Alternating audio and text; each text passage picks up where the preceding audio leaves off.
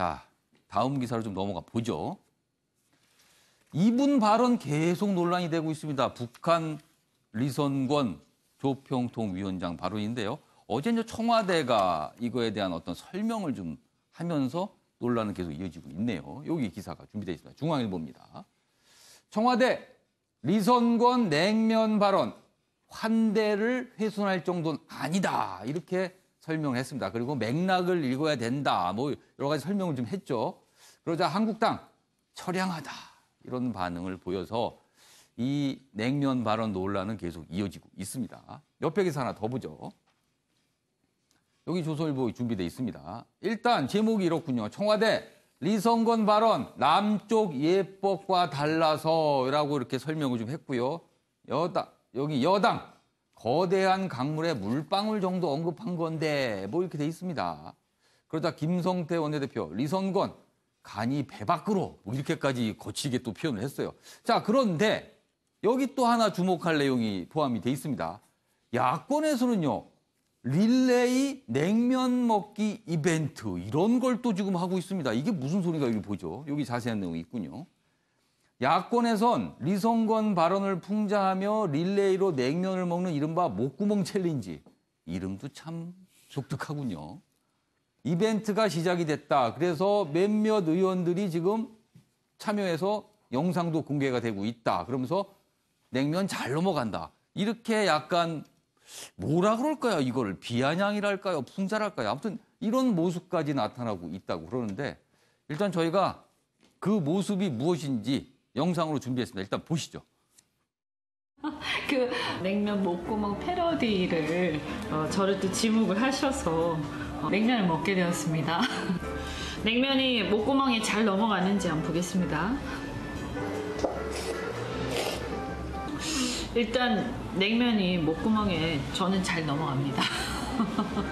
네. 독재의 전체주의 그리고 인권을 무자비하게 탄압하는 그런 북한의 이성권을 비롯해서 북한 김정은 정권한테 그런 얘기 들을 분들은 아니십니다. 투자해달라고 싹싹 빌어도 지금 이 제재 국면에서 누가 투자하겠습니까? 그리고 제재가 풀려도요. 북한이 그렇게 투자 가치가 있습니까? 네, 조대진 변호사. 네. 우선 저런 냉면 먹기 이벤트인가요? 이거 어떻게 봐야 될까요? 저는 참 되게 안타깝게 생각을 예. 합니다. 할 일이 얼마나 많은데 예. 냉면 목구멍 챌린지 뭐 이런 것까지 예. 이름을 붙여가지고 하고 있는 것도 조금 통탄할 노릇이고요. 예. 그리고 그 김태년 의원에 관련해서 뭐 배 나온 사람 예. 관련된 언급도 있지 않았습니까? 예. 그 14 그 남북 공동선언 평양에 갔을 때 저도 저 장소에 있었습니다. 예. 있었기 예. 때문에 아는데 분위기가 진짜 어땠습니까? 되게 좋았습니다. 그냥 무슨 뭐 환갑잔치에서 서로 그 재밌게 놀고 얘기하고 스스럼 없이 얘기하고 웃고 이쪽 저쪽에서 건배제의하고 그런 상황이었기 때문에 예. 누가 심지에 박힌 뼈 있는 말을 하고 그런 말을 새겨 듣고 또 그거에 대해서 비하로 느끼고 이럴 정도의 상황이 아니었습니다. 그러니까 그렇기 때문에 같이 참여했던 그 다른 의원들도 그런 부분이 아니라 청와대에서도 왜곡된 말 그러니까 딱 잘라서 가지고 그 얘기만 하게 되면 왜곡 안 될 말이 없거든요. 그러니까 그렇게 바라봐서는 좀 안 될 것 같고요. 물론 이성건 그 위원장이 말이 직설적이고 때로는 본인이 생각하는 걸 더 공격적으로 내세우는 말들이 있습니다. 그런 부분을 칭찬하고자 하는 것은 아닙니다. 근데 다만 이런 부분들 개인이 가지고 있는 특성에 비추어 봐서 북한이 갖고 있는 전부에 대한 진정성까지도 훼손할 필요는 없다라고 생각이 되어지고요. 무엇보다도 지금 남북 관계가 순조롭게 잘 진행돼가고 있는 마당에서 굳이 북한에 어떻게 보면 불편한 배 나온 걸로 치면은 북한의 어느 누구보다도 배 나오신 분이 계시지 않습니까? 그러니까 그런 사람들을 고려해가지고 오히려 더 자극할 수가 있는 발언을 오히려 이제 한국 쪽, 그 남한 쪽 그 언론에서 이렇게 더 이렇게 좀 크게 가시화시키는 것 자체가 좀 부적절하다고 생각합니다. 알겠습니다. 이관한 변호사께서는 청와대의 어떤 어제 설명 그리고 이른바 저 냉면 먹기 이벤트 두 가지 좀 평가 좀 해주시죠. 과연 어떻게 봐야 되는지. 예, 글쎄요. 저는 뭐 좀 생각이 다른데요. 예. 저는 환대는 환대고 무례는 무례라고 봅니다. 왜 정부가 환대는 환대이고 무례는 무례임에도 불구하고 환대를 해소할 정도가 아니다. 무례가. 이렇게 이야기하는지 잘 모르겠습니다. 적어도 물론 협상하는 자로서는 예. 어떤 협상 당사자에 대해서 배려해 주는 건 필요합니다. 예. 근데 그 배려가 기본적인 자기 자세, 기본적으로 해야 될 말을 못하는 그런 자세를 가지고서 상대방은 어떻게 생각을 하냐면 저분들은 함부로 해도 되나 보다. 이런 생각까지 들게끔 하는 그런 저자세까지 예. 나아가서는 안 된다는 이야기죠. 예. 적어도 협상 당사자를 존중하고 예. 좋게 평가해주고 하는 것은 필요하지만 적어도 할 말은 제때 해야 적어도 무례가라는 것은 나타나지 않는다는 것이죠. 예. 적어도 냉면이 목구멍으로 넘어가냐 예. 이런 발언은 함부로 했어도 안 되고 예. 그 말 그냥 넘어가서도 안 되는 발언입니다. 예. 거기에 대해 정확하게 짚어주는 거에 대해서 예. 오히려 더 좋게 이야기를 하고 예. 오히려 더 그런 야당의 이야기라든지 그런 언론의 이야기들이 오히려 정부가 협상하는데 오히려 도움이 되는 이야기들입니다. 그러면 냉면 먹기 저 이벤트 벌이는 건 어떻게 보세요? 저거? 당연히 저 모습은. 저런 모습들은 오히려 예. 지금 정부에서 청와대에서 얘기하는 것 중에 뭐 사실관계에 대한 규명이 제대로 되지 않았다. 예. 이런 물타기들 예. 이런 것들이 문제된다는 겁니다. 오히려 이런 이야기들이 오히려 조금 전에 말씀드렸지만 예. 야당의 이런 강한 지적들이 또 언론의 지적들이 오히려 더 협상력을 키우게 되고 그 속에서 오히려 북한으로 하여금 함부로 우리 정부를 낮게 보는 그런 걸 막아줄 수 있기 때문에 예. 오히려 정부 쪽에서는 더 좋게 봐야 되는 것이고 예. 더 좋게 평가를 해야 된다는 이야기입니다. 그럼 이경환 변호사 혹시 저 냉면 먹기 이벤트를 지목을 하신다면 참여하실 용의가 있으신가요? 당연히 참여를 해야죠.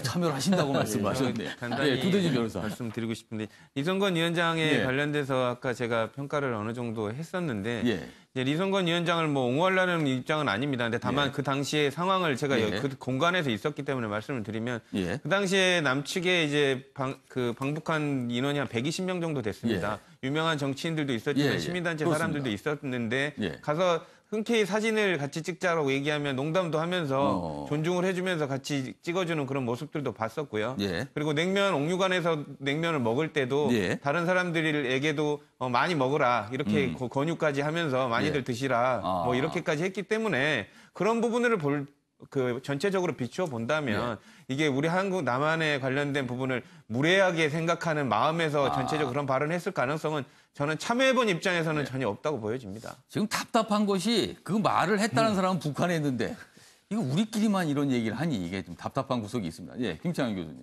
예, 발언이 있었다면 물론 잘못이지만 발언이 있었는지 지금 조사해 보니까 함께 참석했던 사람들이 그런 발언 못 들었다는 사람도 있어서 사실관계 자체가 정확히 밝혀지지 않았습니다.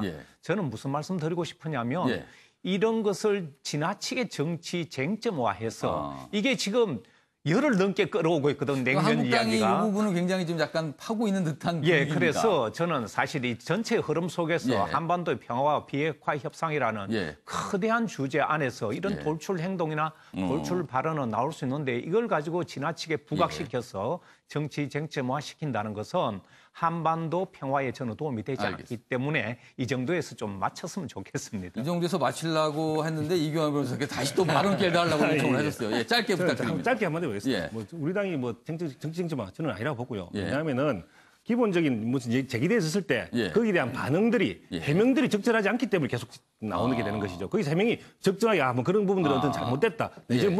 지금 조금 전에 교수님 말은 사실관계 없다고 이야기를 했는데 저는 진짜 그 문제로 생각합니다. 물론 못 들은 사람이 있을 수 있습니다. 여러 명이 있었기 때문에. 그래도 적어도 국정감사에서 처음 물었을 때 답변이 그런 것이 있었다. 조명균 장관의 답변이 나왔다면 그 부분이 거의 사실인데 그 말이 나오자마자부터 그런 사실이 없었다는 것들을 계속적으로 얘기 나오지 않습니까? 오히려 물타기를 계속하고 그에 대한 어떤 해명들이 적정하지 않기 때문에 계속 문제가 되는 것이라고 봐야 될 것입니다. 알겠습니다. 뭐 이 논쟁 이 정도로 마무리하겠습니다. 저희는.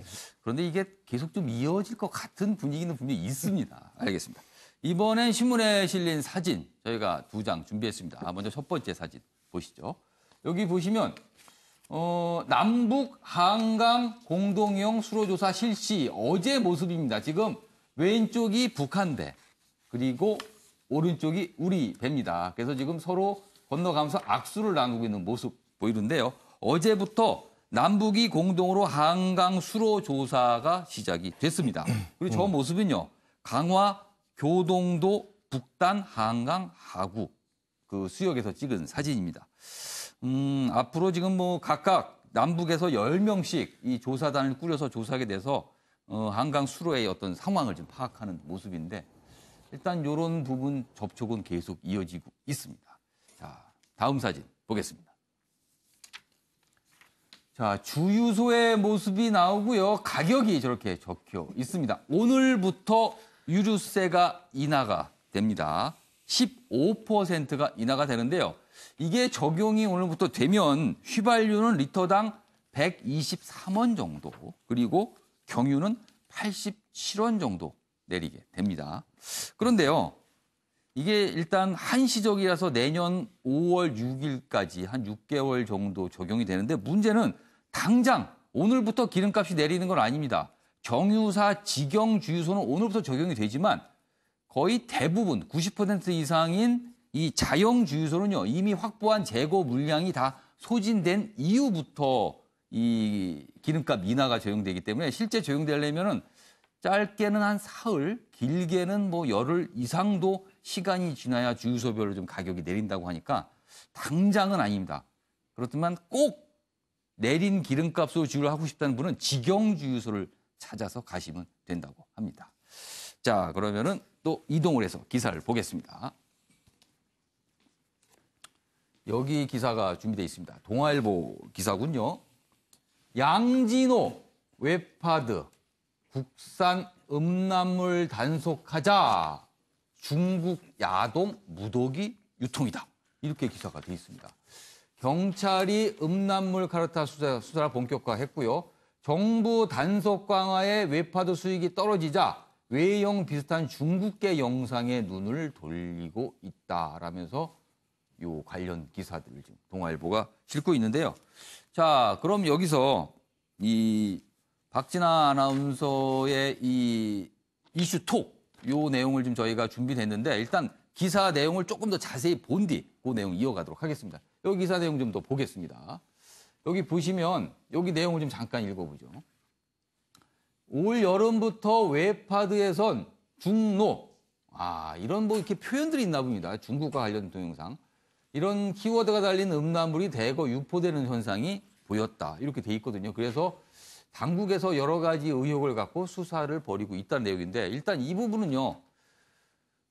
조대진 변호사. 네. 지금 이 경찰의 이 양진호 회장과 관련된 수사 방향이 지금 어떻게 흘러가고 있는 겁니까? 일단은 그 최초에는 이제 음란물 유통을 방치한 혐의로 조사를 받고 있었는데 이제 그 외에 폭행 동영상이 지금 나오지 않았습니까? 네. 그래서 그 기존의 범죄에 관련된 부분과는 별도로 네. 폭행에 관련된 부분들이 지금 조사가 되고 있는 것으로 보이고요. 그런 일환에서 지금 폭행 속에 나왔던 그 동영상의 그 피해자들을 조사한 걸로 지금 알려지고 있습니다. 그리고 추가적으로 압수수색한 여러 가지 컴퓨터 그 관련된 내용들을 비추어 봤을 때 예. 혹시라도 여죄가 있을지 모르기 때문에 비슷한 범죄들이 있는지에 관련된 부분을 예. 찾고 있는 걸로 지금 수사가 진행되고 있습니다.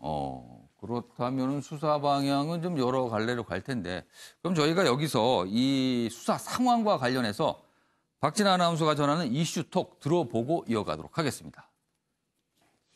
한국미래기술의 양진호 회장이 이르면 이번 주 경찰에 출석할 걸로 보입니다.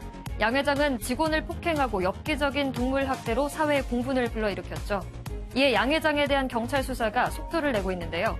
지난 2일입니다. 경기 남부지방경찰청 사이버 형사합동수사팀은 양 회장의 자택과 사무실 등을 압수수색하고 증거물을 확보했습니다. 경찰 관계자는 이제 막 압수물 분석을 시작하는 단계라며 언론에 공개된 것 외에 추가적인 피해 사항이 있는지 중점적으로 확인할 예정이라고 밝혔는데요. 양 회장이 소환에 불응할 경우 체포영장 등의 강제 수사도 검토하고 있다고 전했습니다. 한편 양 회장에 대한 사건을 취재해 보도한 탐사보도 매체 셜록의 박상규 기자는 그제 자신의 SNS에 글을 올렸는데요. 양 회장의 지시로 대학 교수 집단 폭행에 가담한 위디스크 직원과의 통화 내용을 전했습니다. 직원은 통화에서 양 회장이 시키는 대로 모든 걸 했다라고 밝혔는데요. 수개월 동안 허위 진술과 위증을 교사한 사람과는 이제 연락이 안 된다고 전하기도 했습니다. 이어 박 기자는 양 회장이 경찰 소환을 앞두고 초호화 변호인단을 꾸렸다라고도 주장했는데요. 오래전부터 위디스크는 전관 출신 변호사와 수억 원의 자문 계약이 돼 있다고 밝혔습니다. 그리고 위디스크 임직원들에겐 설득의 말을 남기기도 했는데요. 잘못을 했다면 참회하고 사실을 말해주면 좋겠다고 전했습니다. 지금까지 박진아의 이슈톡이었습니다. 네, 최영철 의원님. 초호화 변호인단을 꾸렸다. 이런 얘기가 나오고 있어요. 그렇다면 경찰 수사 이후 뭐 재판까지 가게 되면 이거 상황이 만만치 않게 흘러갈 것 같기도 합니다. 저분이 지금 드러난 혐의는 폭행밖에 없죠, 사실. 지금 화면에 그 드러난 것처럼 직원들에게 폭행을 하고 그리고 뭐 여러 가지 몇 명의 추가 피해자들이 와서 저분들이 직원들에게 가혹행위를 했다. 뭐 이런 피해자 진술을 했는 것으로 알고 있는데 그래서 폭행을 한 것 가지고 지금 경찰이 긴급 체포 등 강제 수사를 바로 들어가기는 좀 힘들 것 같고 더 이상의 추가로 증거를 확보해야 될 것 같은데 추가적인 증거를 확보하는 차원에서 오늘 지금 뭐 일부 언론 보도처럼 웨바드에 뭐 불법 음란 영상물이 있었는 것으로 추정된다는 이런 보도들이 나오고 있는데 만약 이런 혐의들이 확정이 된다면 경찰이 그 강제 수사를 통해서 신병 확보를 빨리 해서 뭐 이분에 대해서 뭐 여러 가지 혐의를 명확하게 밝힐 수가 있겠지만 지금까지는 압수수색을 저렇게 화면에 나오는 것처럼 많은 양의 분량을 했지만 강제 수사를 해서 이분의 신병을 확보해서 그 이른바 말하는 사회적 공분을 일으킨 사건에 대해서 경찰이 몰아치기식으로 수사를 하기에는 아직 여러 가지 증거가 부족한 것 같고요. 어쨌든 근데 경찰은 저분이 사실 폭행으로 저 사건에 시발이 됐지만 어쨌든 별건 수사를 통해서 좀 더 수사를 확대할 수밖에 없는 것 같고요. 어쨌든 그 방법밖에 저분에 대해서 좀 처벌을 더 강하게 할 수밖에 없는 것 같아서 아직 시간이 좀 더 걸리지 않을까 저는 이렇게 생각하고 있습니다. 분노하고 있는 여론에 비해서 경찰 수사 상황이 좀 미진하다 이런 지적이 나오고 있는 분위기입니다. 이병헌 변호사. 일단 뭐 최경철 위원님 말씀이 일정 정도 타당하지만 저는 충분히 지금 긴급 체포나 신병을 빨리 확보할 기본적인 장치는 돼 있다고 봅니다. 돼 있다. 지금. 보통 장기 3년 이상 유기징역형에 해당되는 것들이 많이 있는데 폭행은 좀 약하긴 하지만 상해까지 문제될 수 있고요. 게다가 강요죄 그리고 뭐 저작권법 위반이라든지 정보통신망법 위반 그리고 선포법 위반도 관련된 가능성이 있습니다. 어떤 그 파일 내용에 따라서는 기본적으로 양진호 사장의 문제는 자기 사업체 자체가 웹하드 업체이기 때문에 원래부터 불법성이 많이 문제될 수 있는 그런 사업업종이었거든요. 이 부분에 대한 어떤 많은 조사 내지는 증거가 수집이 되어 있을 거라고 저는 보고 있습니다. 그렇다고 본다면 처음에 소환을 해가지고 소환을 응하게 되면 당연히 소환 과정 속에서 긴급 체포할 가능성이 있고요. 그 이유는 뭐냐면은 일단 기본적으로 증거인멸 우려고요. 지금 호화 변호인단을 구성했다는 자체가 뭐 물론 변호인단이 가능한다는 것은 아니지만 아직까지 뭐 100% 확인하지만 일단은 지금 보도를 통해서는 그렇게 나오고 그렇습니다. 있습니다. 만약에 호화 변호인단을 구성한 게 맞다면 어떤 증거를 인멸할 가능성, 뭐 변호인단이 그렇다는 것은 전혀 아니고요. 그런 변호인의 조언을 받아서 어떤 증거의 인멸의 어떤 가능성이 있고 그다음에 또 도주의 가능성도 없지 않아 있습니다. 물론 뭐 아마 그 국외 출장은 쉽지 않겠지만 뭐 어쨌든 도주려 내지 잠적의 가능성이 있기 때문에 그리고 또 심각하게는 잘못되면 혹시나 뭐 불미스러운 일도 예측을 안 할 수는 없는 상황이기 때문에 아마 소환 조사 중에 아마 긴급 체포될 가능성이 저는 있다고 봅니다. 알겠습니다. 아무튼 경찰 수사 굉장히 좀 관심을 받고 있습니다. 저희도 아마 소식이 나오는 대로 매일 전해드리지 않을까 이런 생각이 좀 드네요. 다음 기사로 좀 가보겠습니다. 여기 보시죠. 서울신문입니다. 휴대전화 끄고 제주로 3살 딸은 숨지고 엄마는 행방이 묘연하다. 지금 제주도에서 3살 여아 숨진 채로 발견이 되면서 많은 분들이 깜짝 놀랐습니다. 이게 도대체 어떻게 된 일인가? 여기 보겠습니다. 제주 온 날 택시 타고 모텔 이동 정황, 외할아버지 실종 신고로 아이 신원은 일단 확인이 됐고요. 바닷가 실족사 혹은 범죄 가능성 여러 가지 상황이 지금 추정되고 있습니다. 부검 방침입니다. 3살 여아. 안타까운 사연인데요. 김창현 교수님. 사실은 제주도를 가서 엄마는 사라지고 3살 여아만 숨진 채로 바닷가에서 발견된 모습. 글쎄요, 좀 참혹하기도 하고 도대체 이게 무슨 일인가 엄청난 궁금증을 낳기도 합니다. 네. 이 뉴스 사실을 전체적으로 읽어봐도 아직까지 밝혀진 게 아무것도 없고 그렇습니다. 이 드러난 사실만 참혹한 우리 사회의 가정 붕괴 현상을 보여주는 그런 것이라서 여기에 어떠한 논평을 내기가 굉장히 조심스럽습니다. 그래서 이런 부분에 대해서 좀 더 수사가 진행되고 정확한 사실이 나와봐야 과연 어떤 것이 큰 원인이 됐던가가 밝혀지기 때문에 지금 단계에서는 경찰 수사도 그렇습니다. 지금 아무것도 밝혀진 게 없습니다. 그래서 사람들이 이게 도대체 어떻게 된 일인가 이렇게 하고 모 씨가 걱정만 하고 있습니다. 아이가 지금 숨지는데 엄마는 어떻게 된 것인가? 뭐 이런 얘기들이 많이 나오고 있습니다. 자, 이번에는요. 이재명 경기지사 관련 내용 저희가 화면으로 준비했는데요. 일단 보시죠. 이재명 경기지사 변호사가 고발장 보완 의사 밝혀 고발기에 하루 미뤘다. 원래는 어제 경찰을 상대로 고발을 하겠다. 이렇게 밝혔었는데 오늘 한다 그러네요. 이유가 보니까 좀 보완을 한다. 그래서 오늘 검찰에 경찰을 고발할 예정이다. 이렇게 나와 있고요. 그런데 경찰에서는요, 막상 여기 있습니다.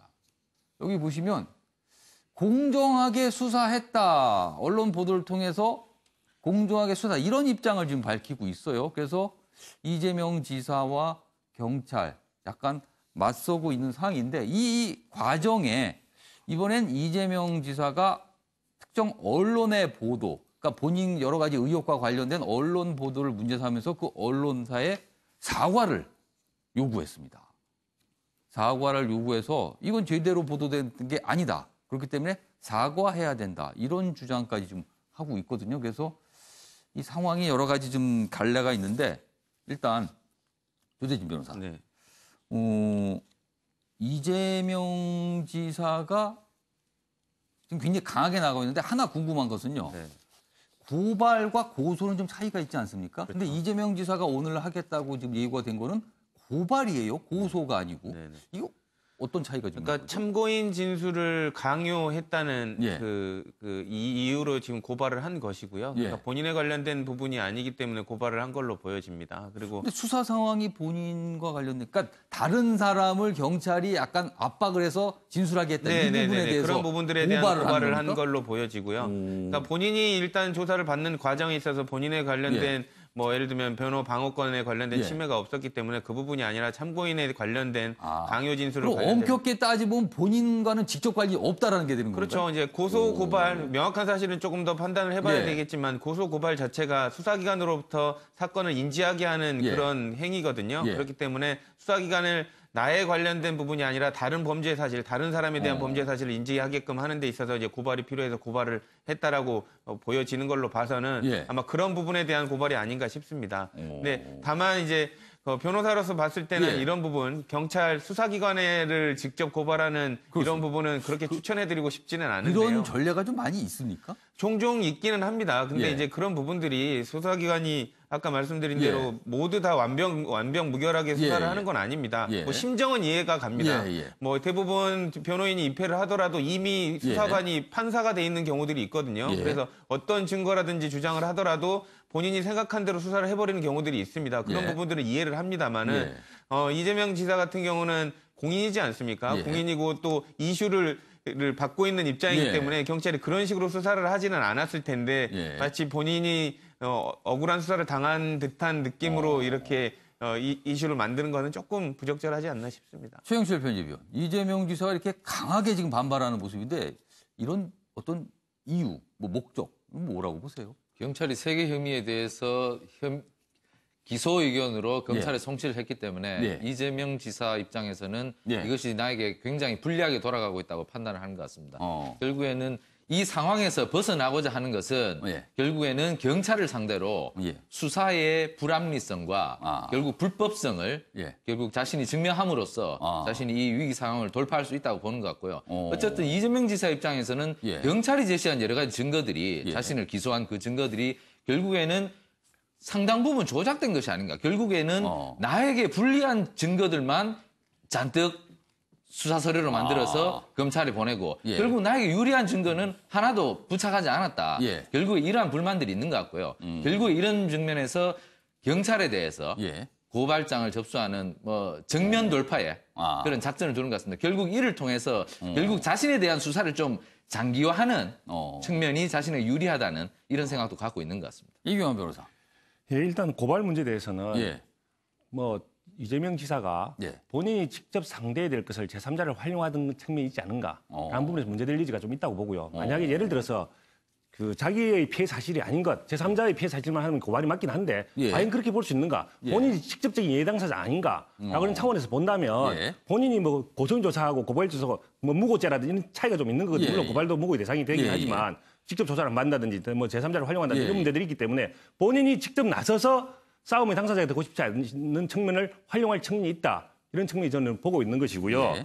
그리고 또 이번에 그 고발 고속 좀 강하게 나가는 이유 자체는 결국은 경찰에 대한 어떤 타격을 입히고 검찰에 대한 수사 압박, 앞으로 검찰이 더 계속적으로 수사를 할 건데 제대로 수사하지 않으면 언제든지 고발할 수 있다라는 간접적인 압박. 그러면 검찰도 비슷하다면 검찰도 고발할 수 이거 그 검찰에 고발해야 되는 겁니까? 검찰은 경찰에 보통 고발합니다. 그런 경우도 있습니까? 검찰에 고발하는 경우가? 그런 경우 많이 있고 요즘엔 그렇게 합니다.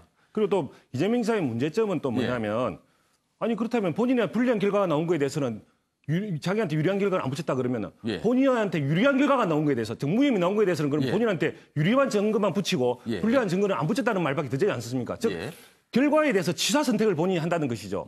그렇다고 본다면 본인이 적어도 공인으로서 도지사 입장에서 할 이야기는 아니다. 저는 이렇게 보는 게 되는 거예요. 알겠습니다.